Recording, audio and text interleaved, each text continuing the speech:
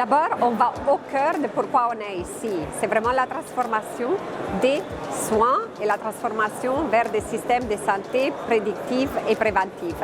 Au cœur de cela, il y a les nouvelles technologies, l'intelligence artificielle et aussi les plateformes cloud qui nous donnent la possibilité de collecter, stocker et aussi vraiment analyser la data santé.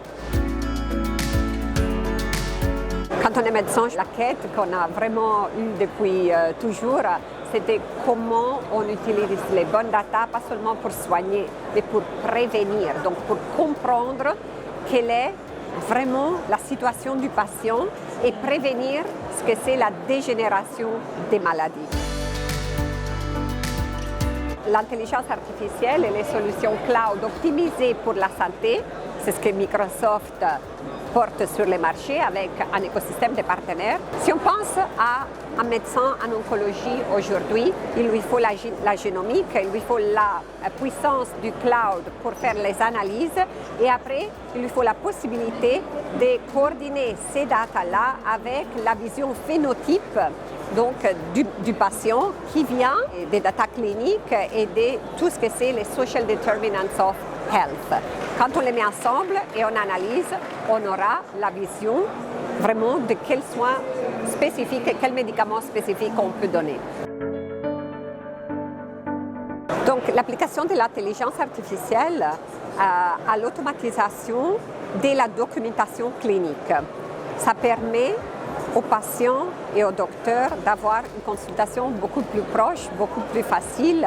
Et aussi, ça permet aux médecins de ne pas devoir retranscrire donc, toute la documentation après la visite. Donc, l'intelligence artificielle nous porte la voix à texte et fait la transcription, mais aussi la possibilité d'aller chercher sur ces documents qu'on a digitalisés et transcrits, donc de faire toute la recherche une fois qu'on les a consolidés dans tous les documents dans l'hôpital.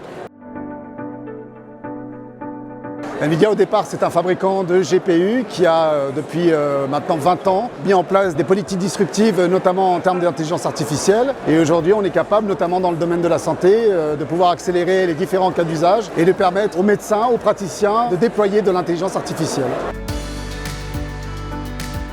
On commence d'abord par l'imagerie médicale, c'est-à-dire la possibilité de produire des modèles de prédiction liés à l'image, au traitement de l'image, pour faire ce qu'on appelle de la classification, de la segmentation. Ce sont des modèles qui vont pouvoir aider les praticiens à pouvoir porter un diagnostic, de pouvoir identifier des tumeurs cancéreuses notamment. L'intelligence artificielle va pouvoir effectivement donner un pré-pronostic qui sera validé par un cancérologue.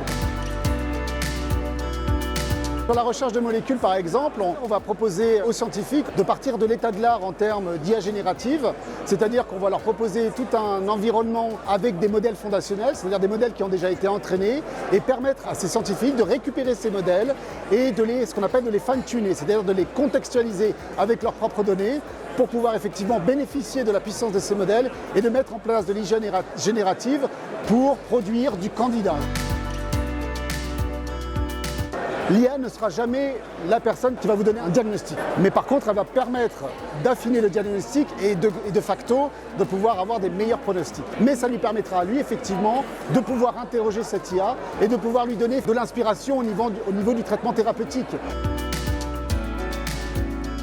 À partir du moment où vous avez des données, vous pouvez commencer effectivement à travailler sur des applications impliquant de l'intelligence artificielle. Au niveau d'un hôpital et au niveau d'un médecin hospitalier, effectivement, il va pouvoir travailler sur des données beaucoup plus importantes et effectivement pouvoir développer des modèles. Un modèle est aussi performant qu'il a été entraîné sur un nombre de données importantes aussi. L'IA permet de générer des modèles synthétiques, donc des modèles qui n'existent pas, mais qui permettent effectivement de raffiner le modèle.